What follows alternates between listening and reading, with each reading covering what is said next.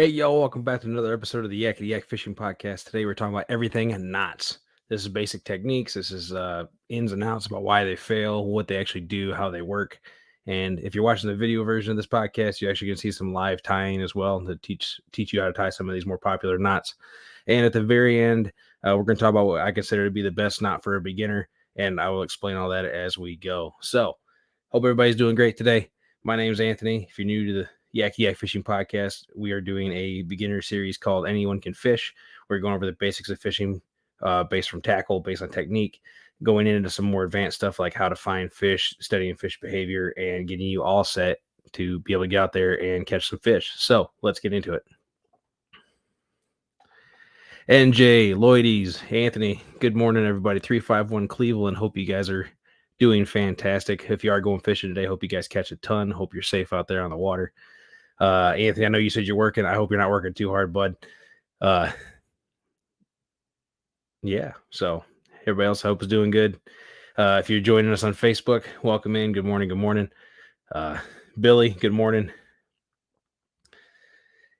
Again, I hope everybody's having a fantastic day. We are talking about knots today. Before we get too far into it, let me ask you guys a question. Have you ever been out there and you've been fishing and then all of a sudden you have a line break or have to break off a snag and you reel your line in and you have something that looks like this, something that's all twisted and frayed? Well, there are a couple reasons that can happen. We'll be going over that as well and how you can prevent that and make it so it doesn't happen as often. So,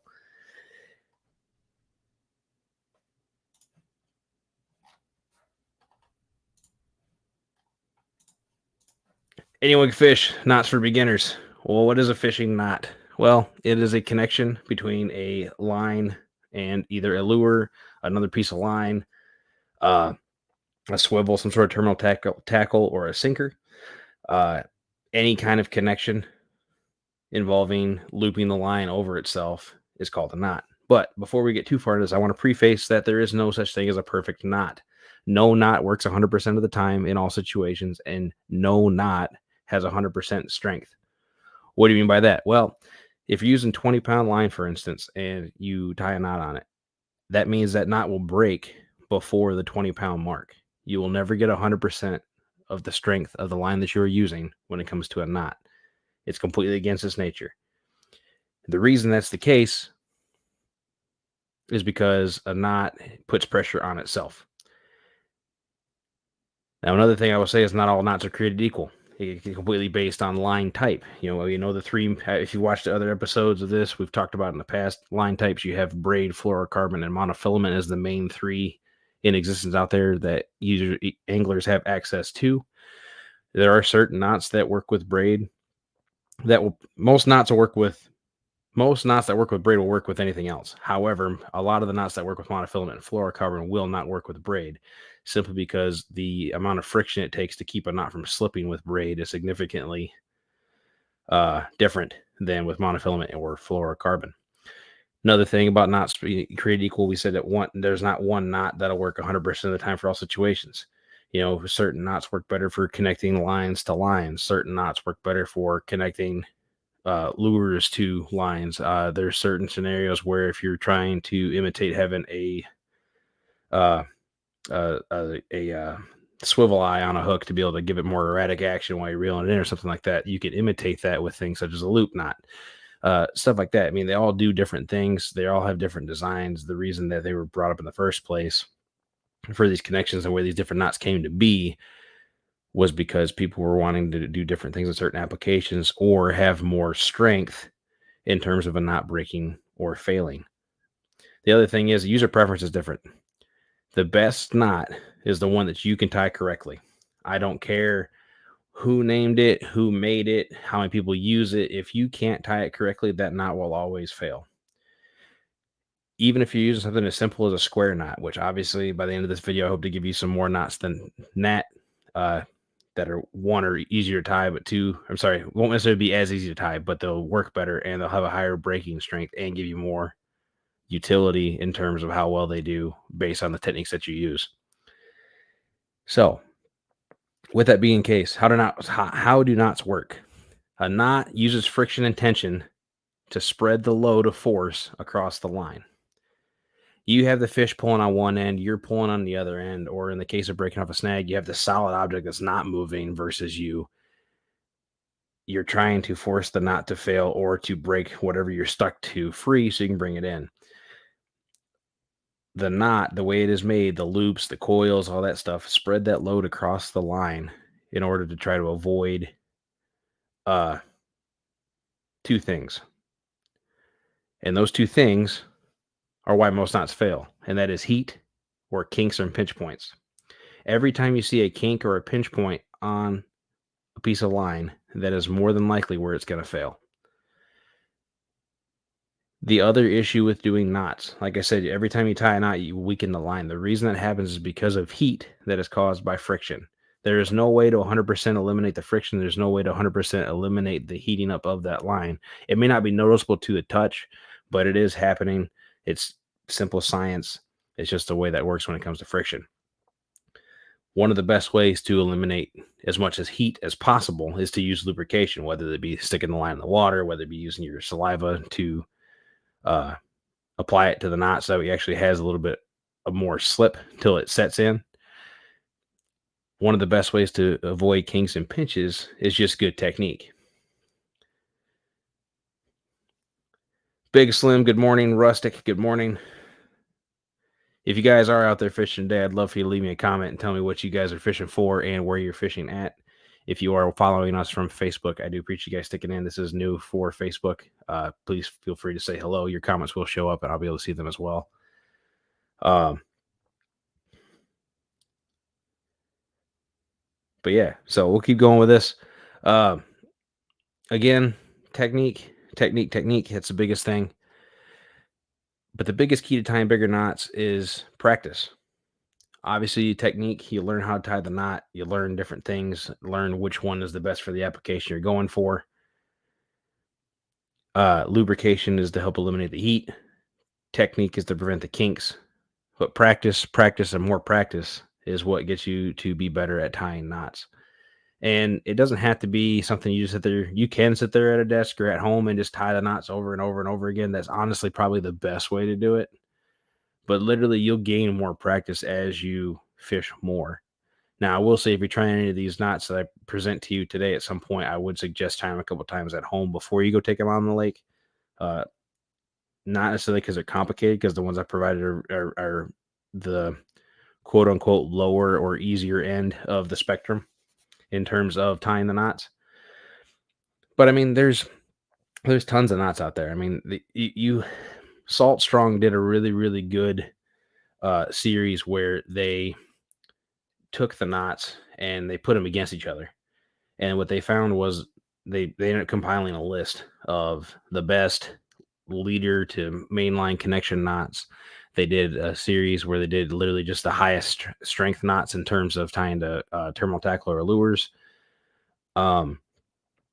So a lot of these knots I'm actually listing, you won't see on some of those lists, not because they're not strong, but simply because over time people have developed stronger knots or knots that work better in certain situations.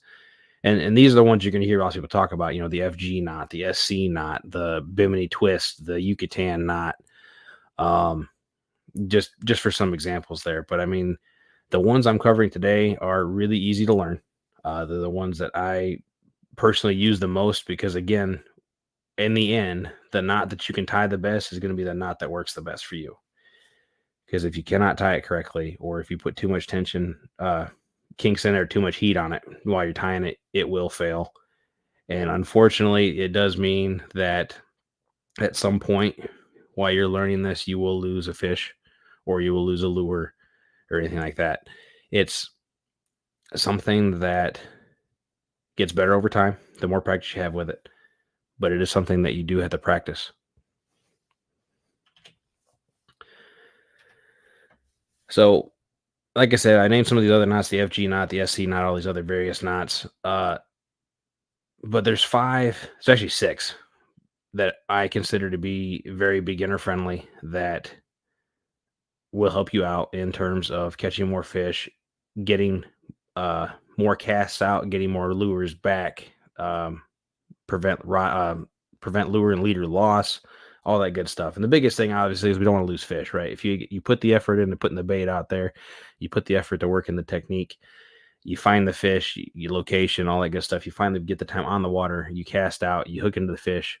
The worst thing that can happen is you reel it in and it has this on there instead of the fish, right?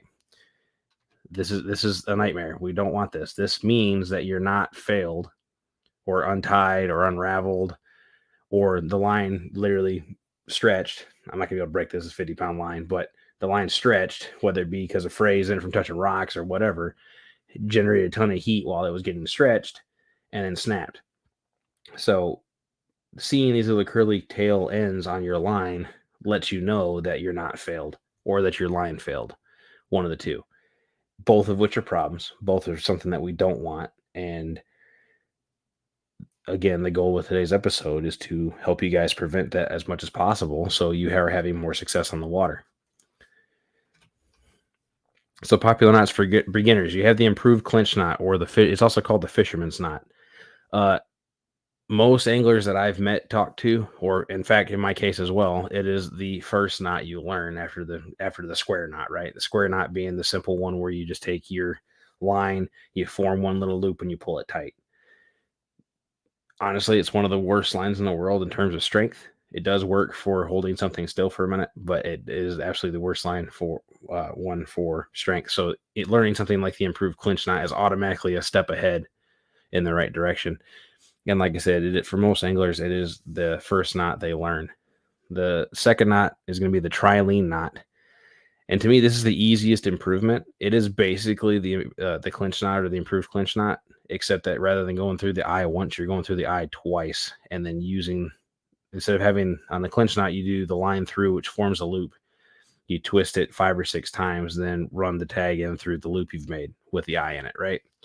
On the trilene knot, you have the second lap through the eye, which causes a double loop at the bottom. You do your 5 twists, then run it through the double loop and tie it. The third knot is going to be, it's the smallest knot in terms of knot size, which isn't a concern for some people. But if you're doing something with a fluorocarbon leader, chasing after a really spooky fish, and you're using a well-concealed hook, then this might be something to consider. But it's also the easiest for braid. The issue with braid, like I said before, is that it tends to slip with regular fishing knots or normal fishing knots that people tie. You cannot do a regular clinch knot with braid. It will slip. A trilene knot will do better than a clinch knot with braid, but it can still slip. The Palomar knot, due to the way it's made, has more contact with the hook eye, therefore more friction, which is why it doesn't slip and it works. The way it is tied is you take the line tip, you go through the eye, give yourself a long tag end, take the end of that tag, and put it back through the eye. So now you have a double amount of line on both sides of your hook, right? Or swivel or whatever you're going to use. You'll twist it around and make a loop. And inside that loop is where the object you're trying to tie to needs to be.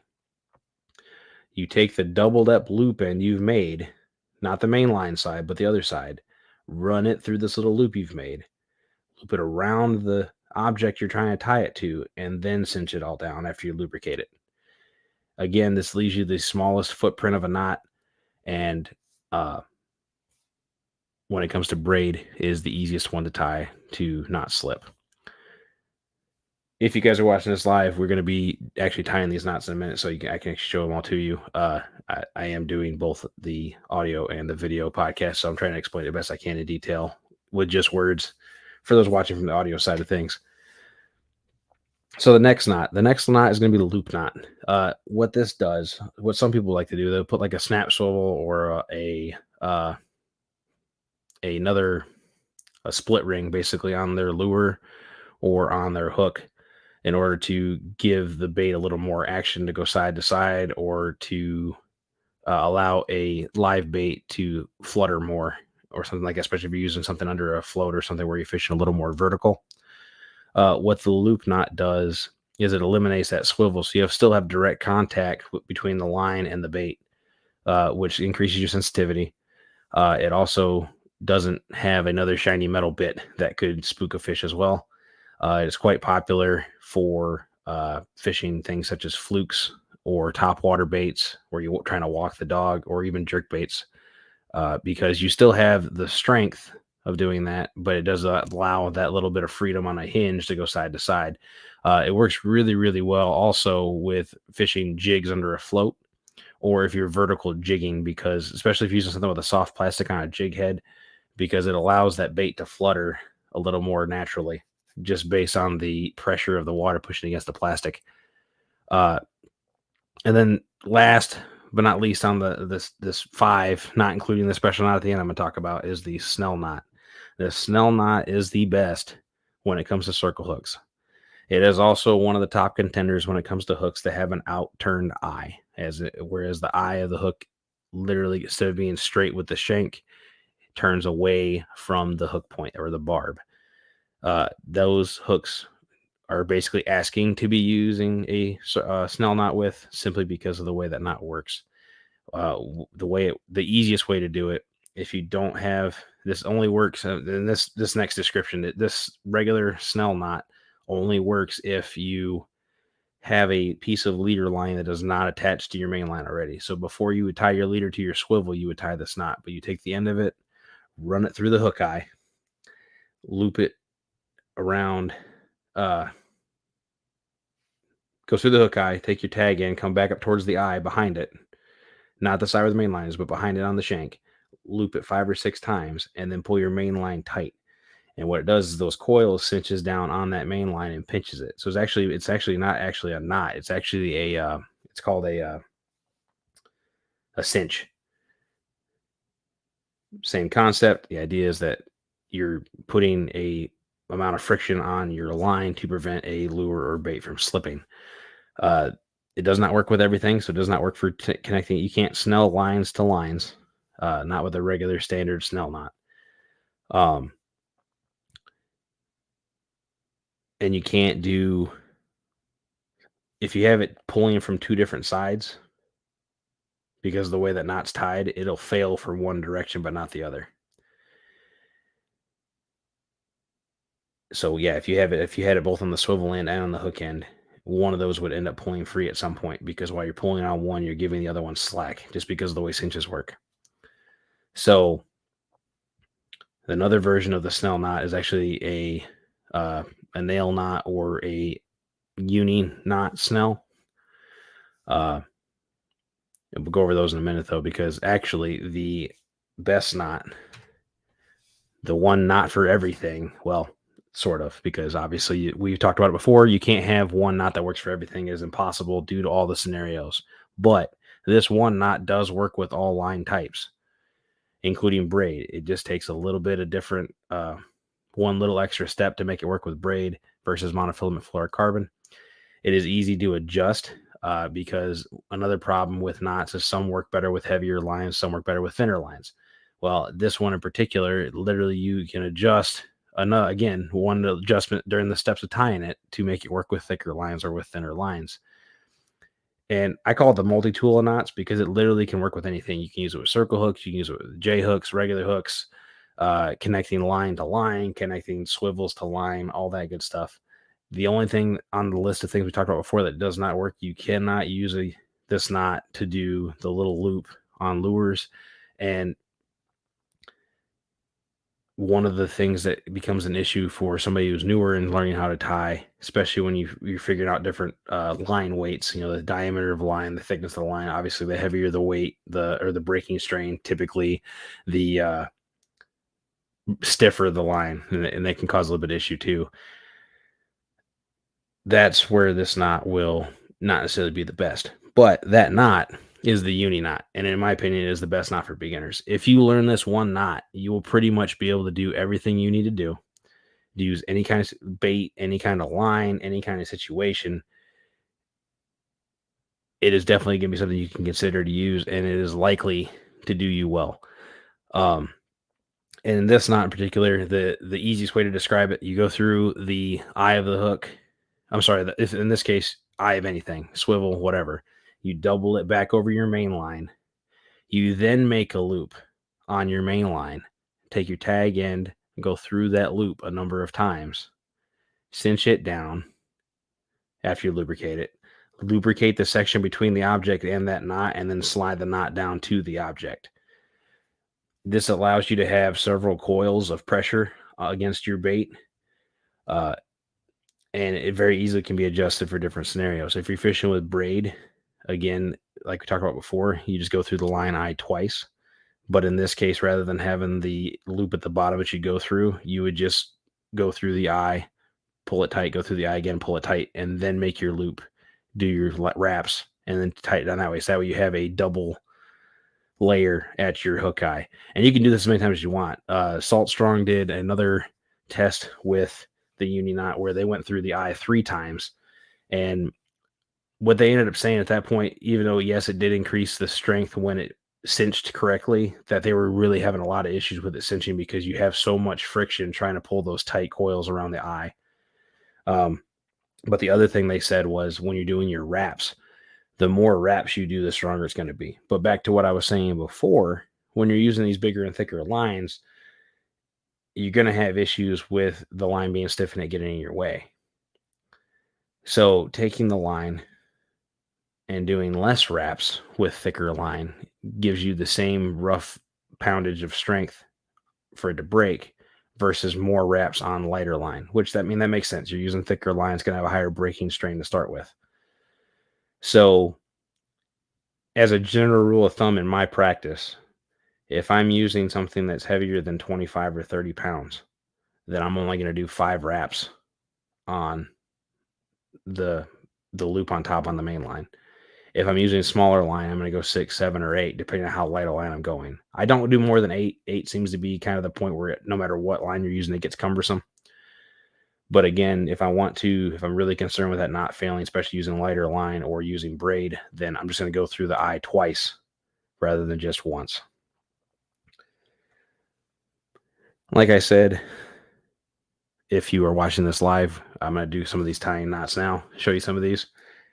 If you not really going to go over any more information in particular. So if you were in a hurry to go somewhere or anything like that, this would be the point where you probably want to cut out. Before you go, though, I do have an announcement. The podcast is going to have to change the schedule slightly. I still plan on doing Saturdays at 7 a.m., but my work schedule is changing me to full-time day shift, which is great in terms of family life and all that good stuff. But we have to work every other Saturday. So this podcast will be alternating between Saturdays and Sundays. It will still be at 7 a.m. Eastern time. I will have the stuff posted ahead of time so you can see it.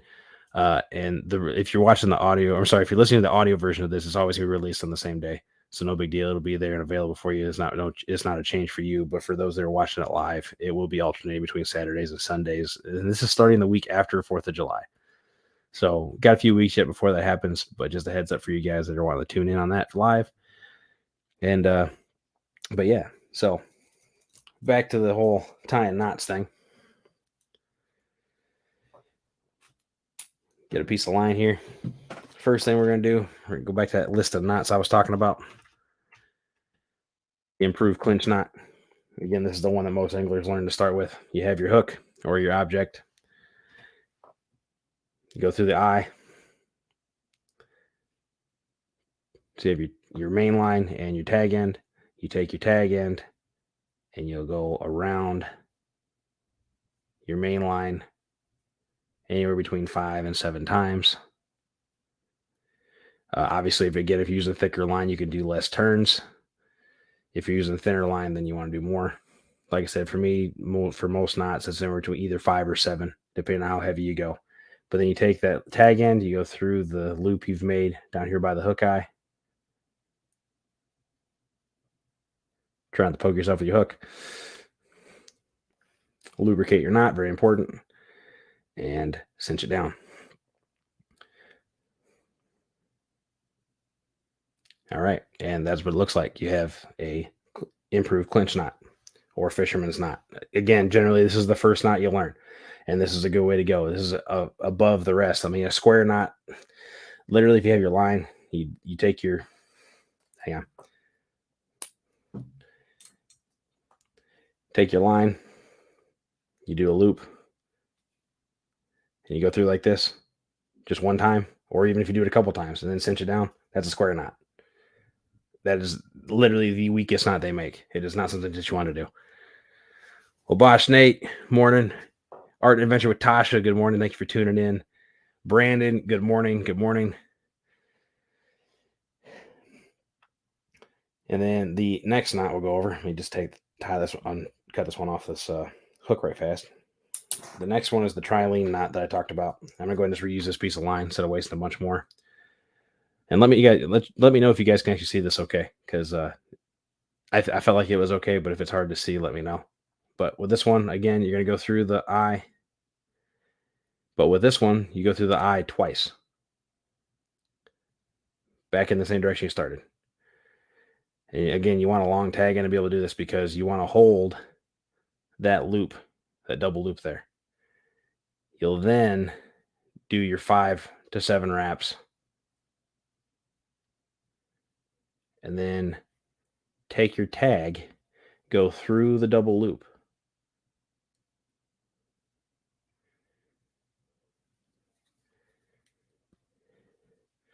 And ideally, your line wouldn't do that. Where see how the line went behind the eye? You don't want that. You want it all to be in front of the eye when you tighten it down. And again, lubricate it. And cinch it down. And that is called the trilene knot. And like I said, it's the easiest improvement because it's basically a clinch knot already, but you're doing just the extra step to give it more strength. And there you have it.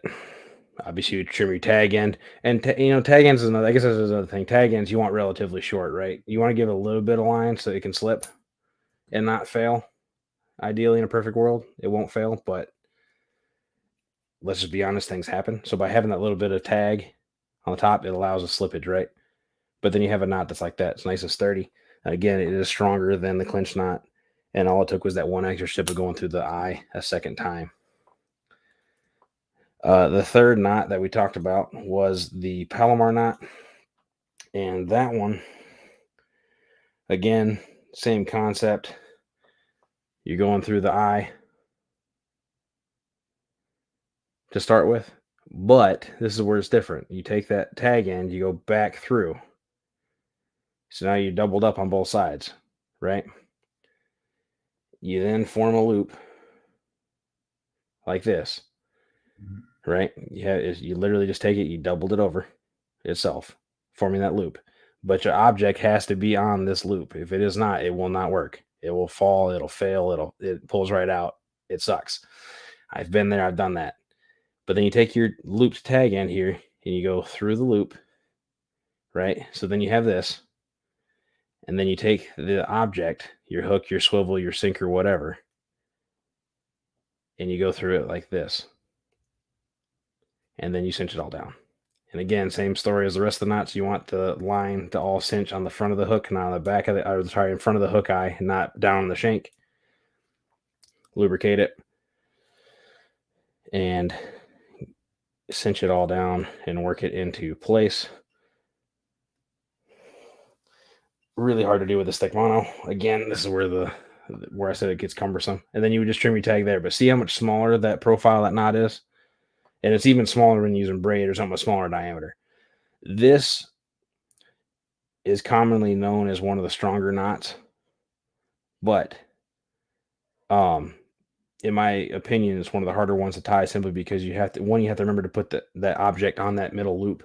But then secondly, when you're cinching all the pieces down, especially with some of the thinner lines, you'll have part of it that wants to cinch down before the rest of it.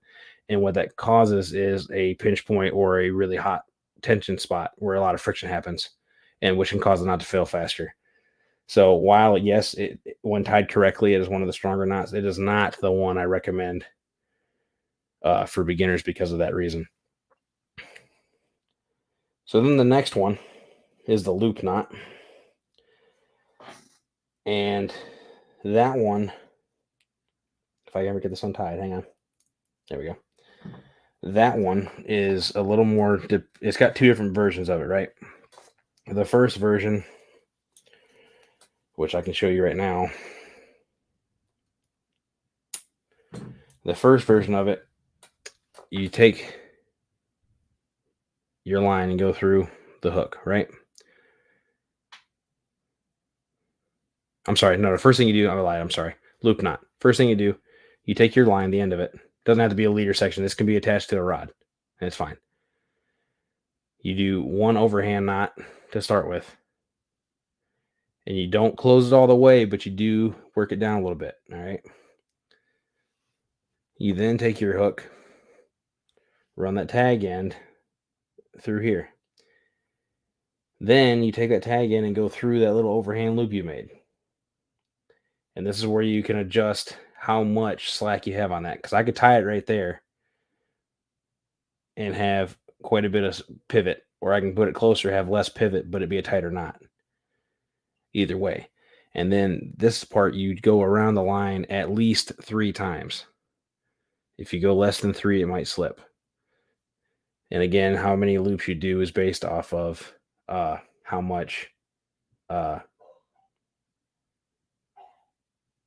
big a line you're using. But then you take a tag and go through that loop right there. Again, adjust how close you want to the hook eye. Lubricate it. I should have done that before I pulled on it. Lubricated it. And see what happens there is, because you put that overhand knot on it, that is where the knot stops. And again, I use thicker line on this so you can see it. It's not wanting to cinch down very good. But you can get the main picture for the most part here. Let me just trim this tag in.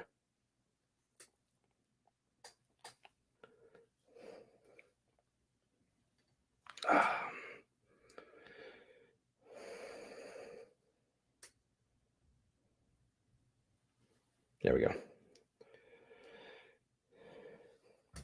And what this does is it gives you that swivel. See, I have that loop. That knot's there. That knot is going to keep it from breaking. And what this ends up doing, when it breaks, what's more likely to happen is this loop itself is what's going to break, right? But now I have all this pivoting action I have on my bait, right? Like, again, for walking the dog, when you're yanking it and you're wanting the lure to walk back and forth or whatever, right? It's able to do that. It's a little bit easier. So it works out for people that are trying to do that sort of thing.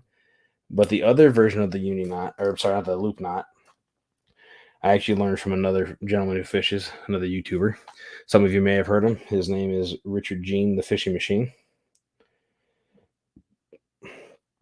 Oh, you know what? I may not be able to do it with this, because this may not be, yeah, it's too thick. Let me go back to the circle hook. All right, so with his version of it, again, this is mostly for jig fishing in his case. You take your end, you go through. You take your other end and go back through. So again, kind of like the Palomar knot, you have this doubled section on both sides, right?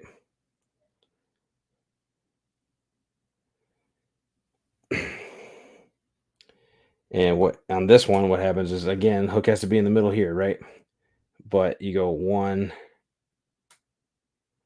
through the loop with that tagged in a couple times. 2. And again, this one you have to do a minimum of 3 times or it slips.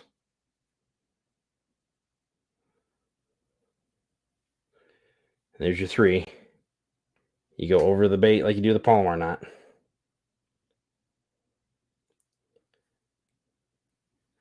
And then you can adjust the loop size here with it. And ideally, you do smaller loops in this particular case, because you'd be more than likely be using small jigs. This is the one I was talking about where, oh, it's not going to do it. Hang on. It's not going to work with this bigger hook. But the idea is that when you tie it, you're going to have that loop also. And you can make it smaller and do it with the jig. Again, I ended up messing this one up. But with a smaller jig, you tuck it through. You literally take the jig itself and you're going through the loops with the jig. And you're able to stop the knot. Now, I will say in this case, when you do it, if you don't quite get it right, it will go all the way down to the hook eye, which in that case is still a fairly strong knot, but it's not what you want. Ideally, if you're using the loop knots, because you want the loop. So the other first way I showed you is the way that's guaranteed for it not to slip. But it is also the easiest one to do with bigger baits.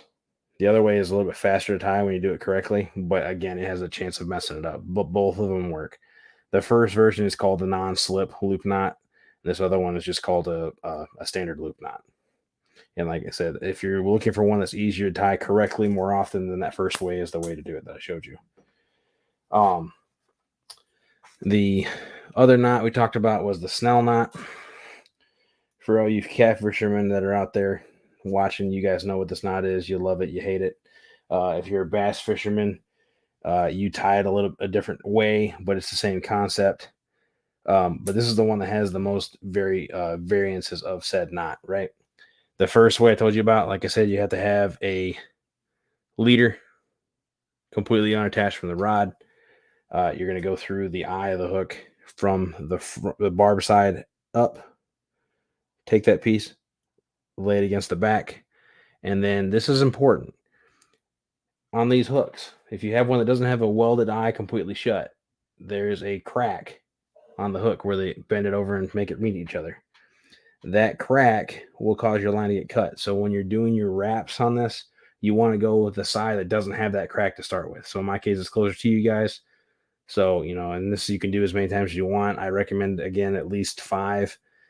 With the snell, I actually tend to do more, anywhere between 7 and 12. So you have your nice tight coils right there. And then you take your tag end. And again, this is where this knot can't this particular version of this knot can't be done while it's attached to a rod. And you run your tag in through the top there and pull it down and cinch it up. And again, this is actually not technically a knot, it's a cinch. But the more you pull on this, the tighter it gets. And that's why a lot of people like it. Now, another version of this is called the uni knot snell. Okay. Same way to start with. Take the tag end, go through there, take your tag end, and like you would with the line, which I'll show you again in a second for the uni knot to uni knot connection, take this loop, go over like that, so it's doubled up against the shank of that hook. You take your tag end, and this is a little more cumbersome, but this one you can actually do while this end's attached to the rod, which is nice. But you take that wrap, you go around the shank of the hook and through that loop you've made, and you just keep walking your coils down. You just keep doing it down the shank of the hook over and over again. And you do it at least 5 times, but you can do as many as you want. And then with this one, rather than pulling from the tag end, you end up pulling from the main line end to start with. You got your coils on there, all that good stuff. You pinch this side, and wow. Sorry, hang on, guys.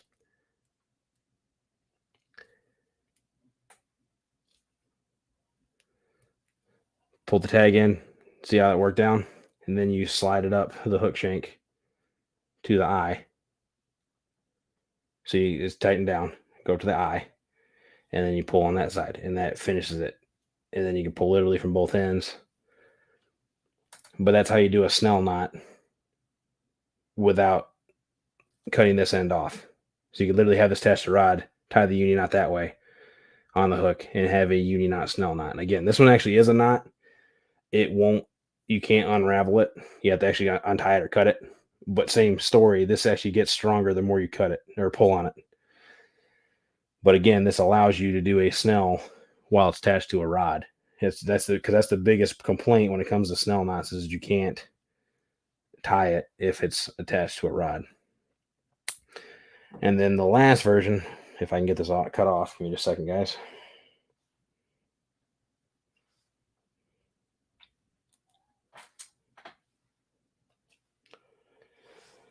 Is a bass fishing, one of the bass fishing versions for flipping and pitching on a hook. I can't get the cut off, so I'm just going to slide down to the end. Ignore this part right here. That's not going to matter. But with this one, you go through the eye like you normally would.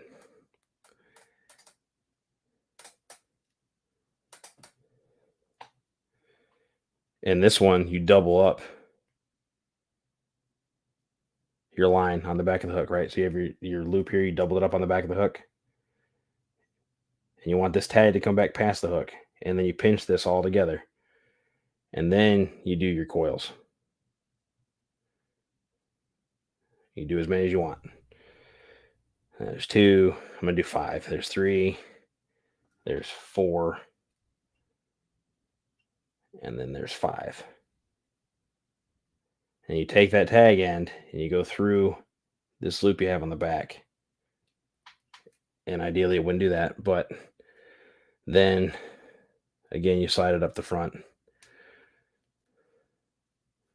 pull it tighter, work it up to the eye, and then pull it tight from both sides. And there you have another version of the Snell knot. And that one also can be done while your hook is attached to your rod. So those last 2 versions are ways to do it while it's attached to the rod. The easiest one, though, is that first one with it not attached to a rod. But again, that first version is actually a cinch. It's not a knot because there is no pinch point like you do with that one. But now what about line-to-line connections? Line-to-line connections are something that you may not see when you're first starting, especially if you're using mostly monofilament, because it's not needed, right? So, but if you're using any kind of braid and you're doing any kind of fluorocarbon or mono leader, that's where the line-to-line connection works out great. Now, in that particular regard, it's actually called a double uni knot because it actually takes 2 of the knots together, and the tension of the 2 knots butting up against each other is what makes the knot.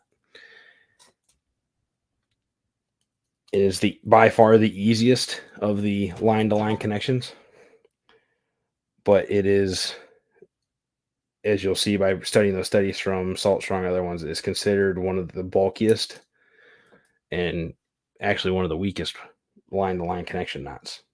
But again, back to the whole premise of if you can't tie the knot correctly, it's going to fail anyway. That's where, again, I still think the uni knot is the best way to go for beginners. But you take your first line and your second line. Again, these 2 separate pieces.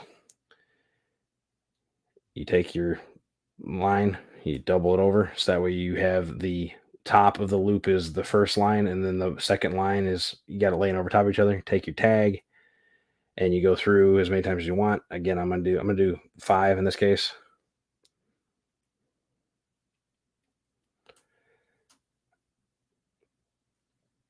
Oh, come on, don't lose tag. Here we go. You're gonna have something that looks like this. Work it down, lubricate it before you cinch it.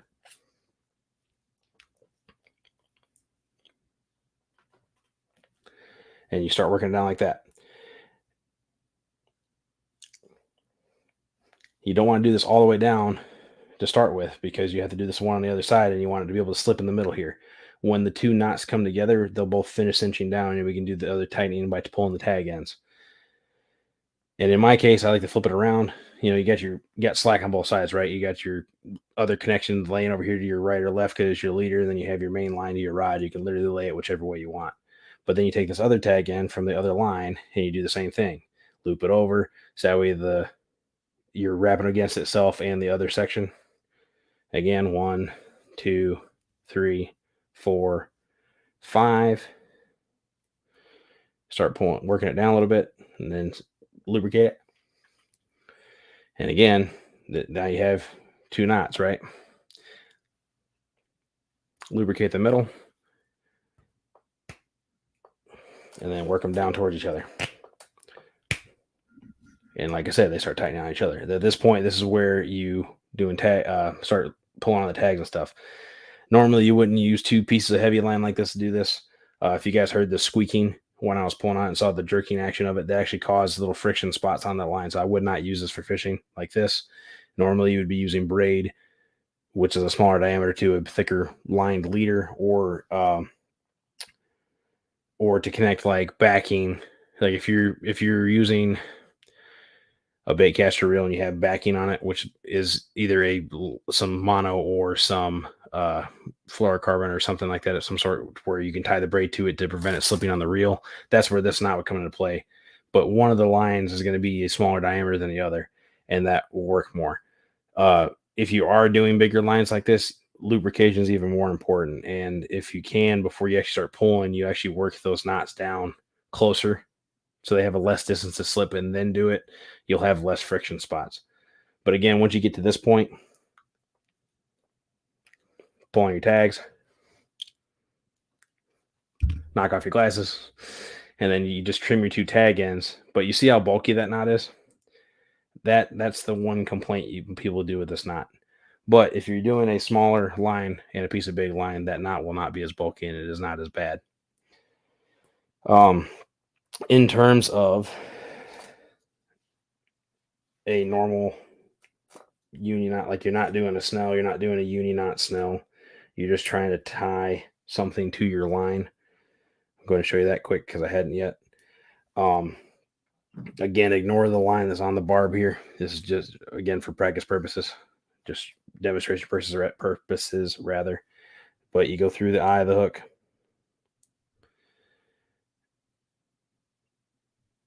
double it over, take your tag, form a loop. You have something that looks like this.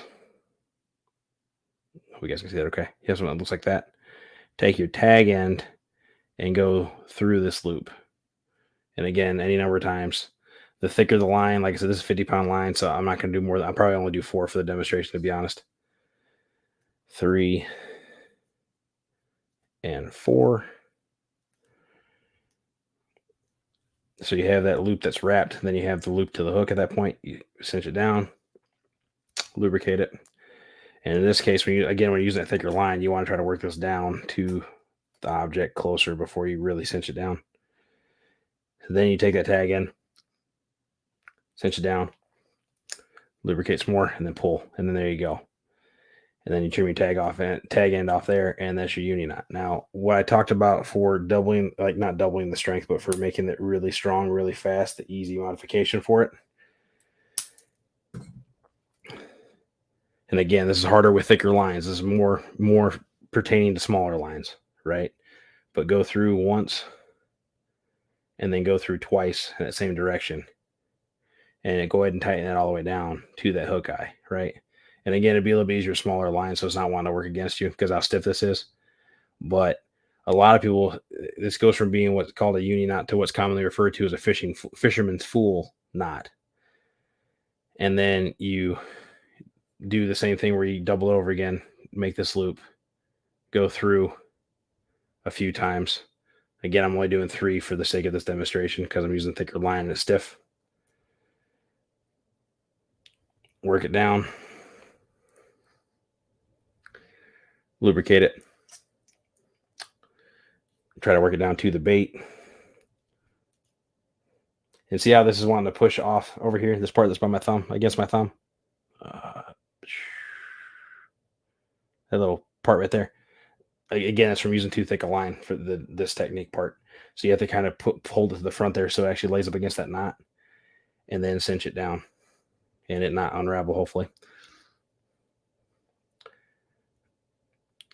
But once you get it all settled, what you have then is a uni knot that has 2 wraps around that eye and then the knot. And that's the easiest way to improve the strength of it. So again, if you're using smaller lines or if you're using braid, because that's how you make this knot work the best with braid, is to go through that eye twice. Again, you can do it more, but then it becomes more and more cumbersome, as you can see from just doing the double line. The twice through with the thicker line. If you're using a smaller line or using braid, again, stuff with thinner diameter, you want to go through at least once, maybe twice.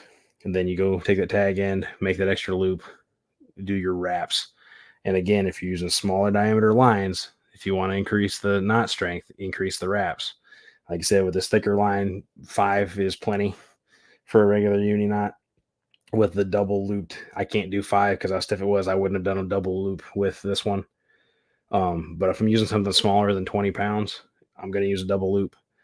And if it's something smaller than 20 pounds, I'm going to do 7 wraps rather than 5. And that'll give you the most amount of knot strength for that knot and it not be overly complicated. But again, as I was saying, the uni knot is my favorite beginner fishing knot because it is is able to be used for so many things. As you saw, it can be used for the line-to-line connection. It can be used for doing a uni knot snell. It can be used for just putting regular terminal tackle or sinkers or baits onto your line. Again, as I said in the beginning, though, it's not the perfect knot.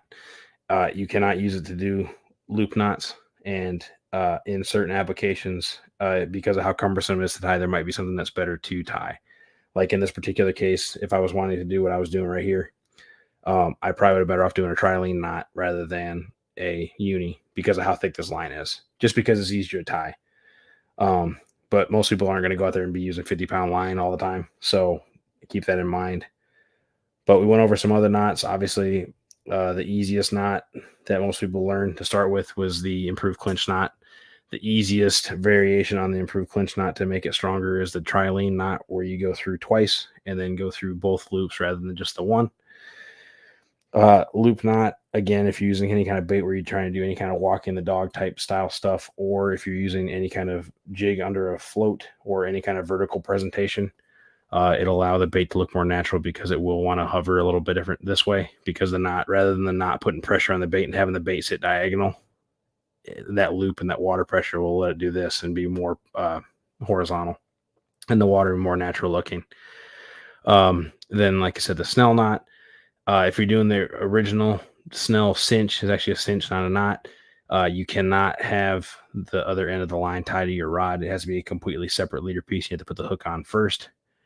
If you're doing the uni knot snell, or what I call the bass fisherman snell, both of those could be done while the bait is attached to the rod. Yeah. So hope this helps you guys. Hope that after watching this, it gives you some more knot ideas, maybe a direction to go other than a square knot. I hope that it improves your catch rate in terms of catching bigger fish. Hope you don't lose that big one. Hope that if you are getting snagged on gear, this helps you get some more of your gear back. And if you got any questions, feel free to reach out, leave a comment below, send me an email, all that good stuff. Again, my name is Anthony. You're watching the Yakkity Yak Fishing Podcast. Thanks for tuning in, and we will see you guys next week. All right, for you guys watching the live show, I am still here. If you got any questions, put them in the comments. We'll do some chat, all that good stuff. Tinkerbell, good morning. Mace, what's up, man? How's the weather up in Cleveland? Hope it's not been as wet as it has been in Chattanooga. I know it's not that far away, but all that good stuff. Please don't. That's all I can say. You can keep your shirt on. I don't care if you outfish me, but you definitely need to keep your shirt on for that. Born and Ernie, thanks for sharing. Hope you're doing well. Hope Chrissy's doing well. 351, thanks for listening. Glad I was able to put something out there that somebody found useful. Got any fish yet? What are you fishing for? I want to know. I'm assuming catfish, but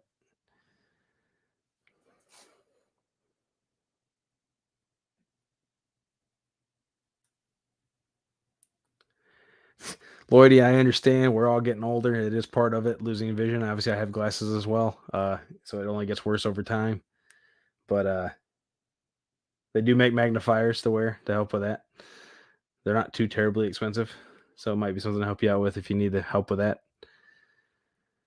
Let's see. Who else did I miss? Diana, again, good morning. If I didn't say hello to you.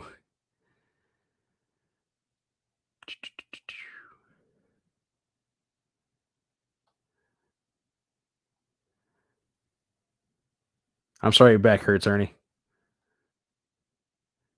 Mace, thanks for the compliment. I appreciate it. I did just shave my head, so I do feel a little prettier today, if you will.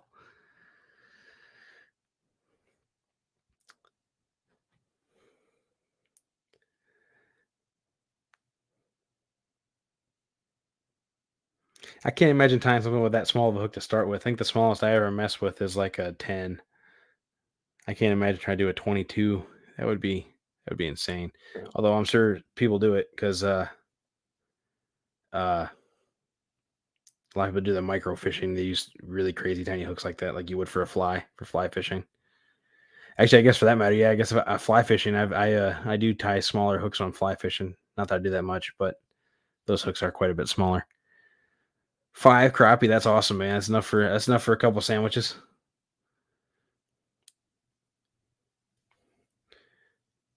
I'm assuming you know what the loop knot is if you crappie fish on the regular. You may even know Richard Jean, the fishing machine.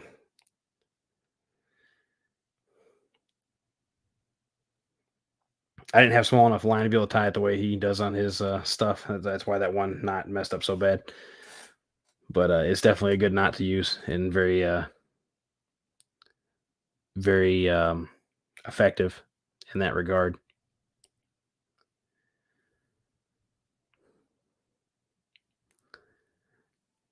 Well, I hear my kid. She's finally getting up. So I'm going to go ahead and sign off here, guys. If you're watching on Facebook, thanks again for swinging by. If you are on YouTube, I appreciate you guys as always. Uh, we'll see y'all next time on the Extra Outdoors. Take it easy. Like I said, next episode will be Saturday. But the following one, sorry, the next two will be on Saturdays. The following one will be on Sunday. I'll confirm that for sure. Put that out for everybody to watch so you guys can tune in. And yeah, take it easy. Y'all have a good day. I will, Ernie. Don't you worry, buddy. Cooler, live well, same thing. Just depends if you're putting them back or not.